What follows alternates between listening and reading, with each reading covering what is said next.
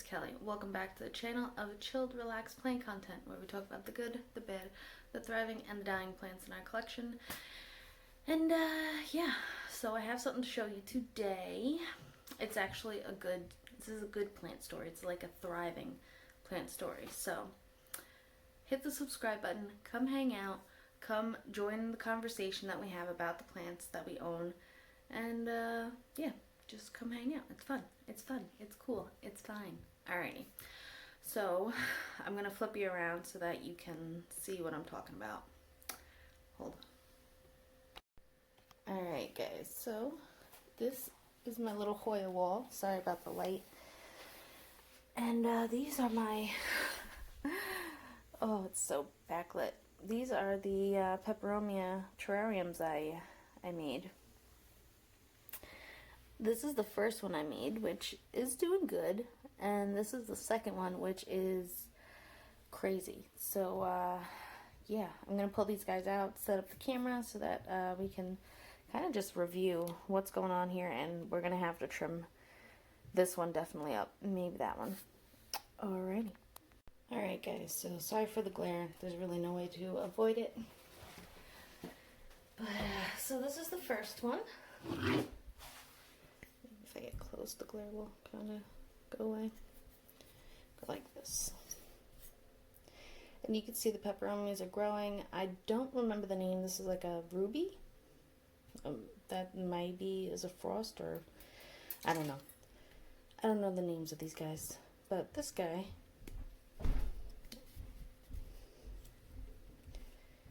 is growing a lot more than the others. So we're going to trim him back.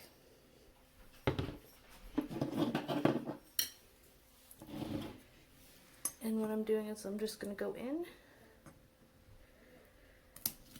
and take a cutting, and then I'm going to pop these guys in water, propagate them so that I can make more terrariums.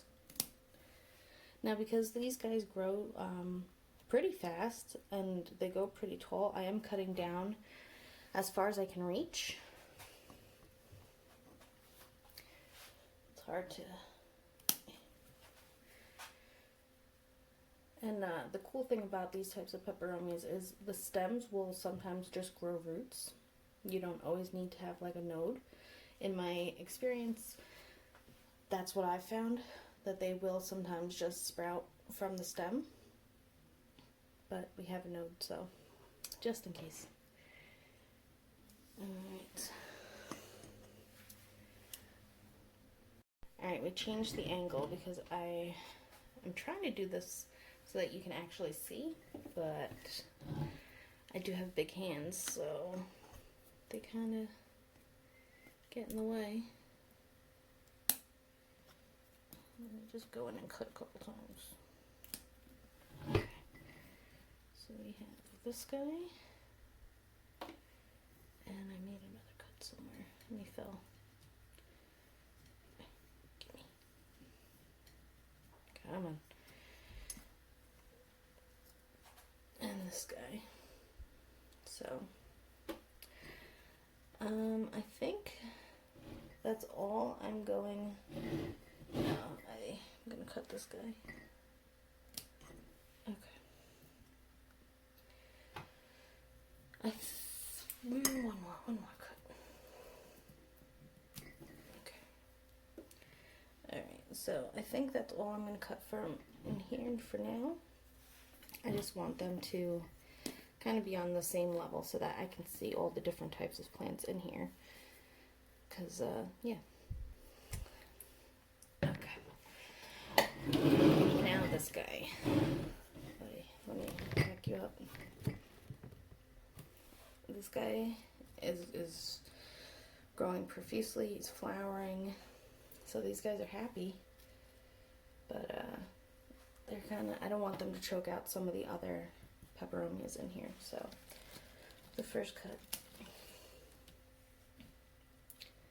is this guy. I mean, and it's just a cute little, I'm probably going to make more terrariums because I really do enjoy it. I think for the most part they're self-sufficient. I just add water to these guys and they take off. They do their own thing. And that's the type of plants I like. Plants that do their own thing. Alright, so this is like jam-packed. Like, I can't really get my hand in there. So, we're just gonna start cutting.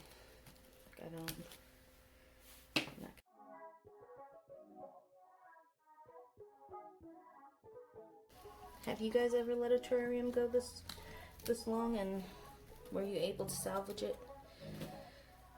Did you end up having to scrap the whole thing and redo it? What do you do when it gets so full you can't fit your hand in it?